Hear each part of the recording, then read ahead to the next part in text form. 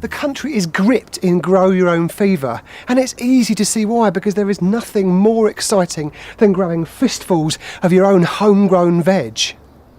If you do want to grow your own, you can't beat raised beds. They're great for drainage, they're good if your back's a little bit bad, plus they stop compaction problems because you don't need to walk over the soil. And it doesn't even matter what soil you've got, because you can always import good stuff and grow in that instead.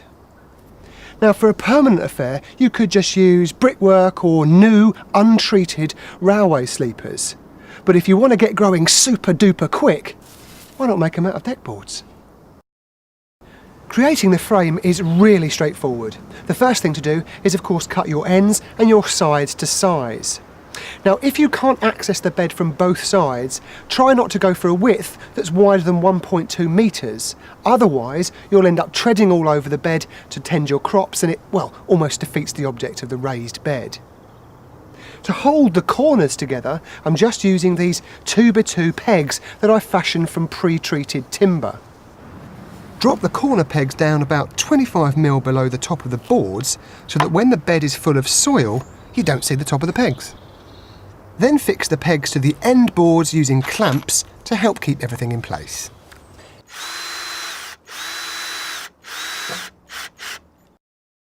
Once the posts are screwed into the end boards, position and clamp the sides.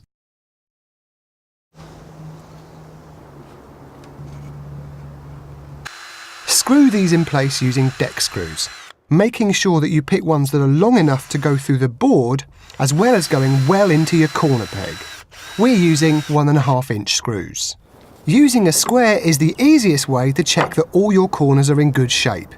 But you can, of course, double check by measuring the two opposing diagonals, and if both measurements are the same, you know you're spot on.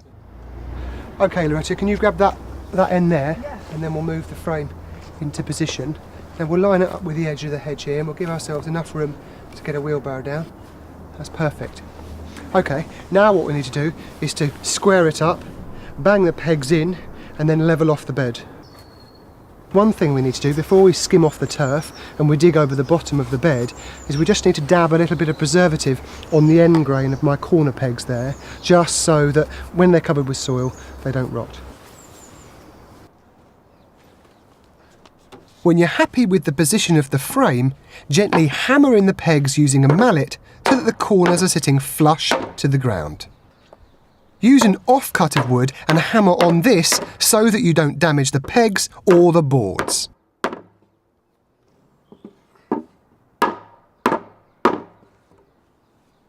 So with the frame in position, I'm now going to remove the turf. Using a half moon and edging iron, I'm just going to work my way around the outside of the bed using the boards as a guide. I'm then going to skim off the turf with a spade on the inside. Now, because we're on an ever so slight angle here, I'm just going to take a little bit more soil off this side so that I can drop the board slightly lower so it's all nice and level.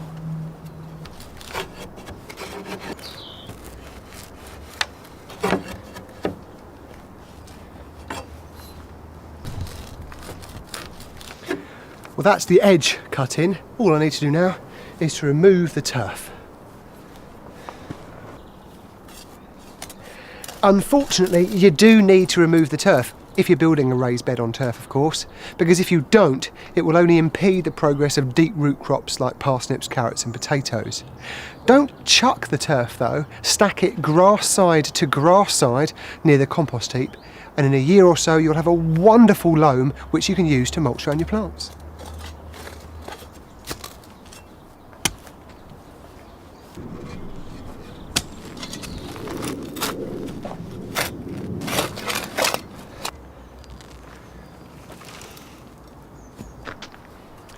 So with all the turf stripped off, we can now dig over the soil to a spit's depth, and a spit is the length of a spade, or in this case, a fork. Once we've done that and levelled it off, we can then add more soil to bring up the height to the top of the boards.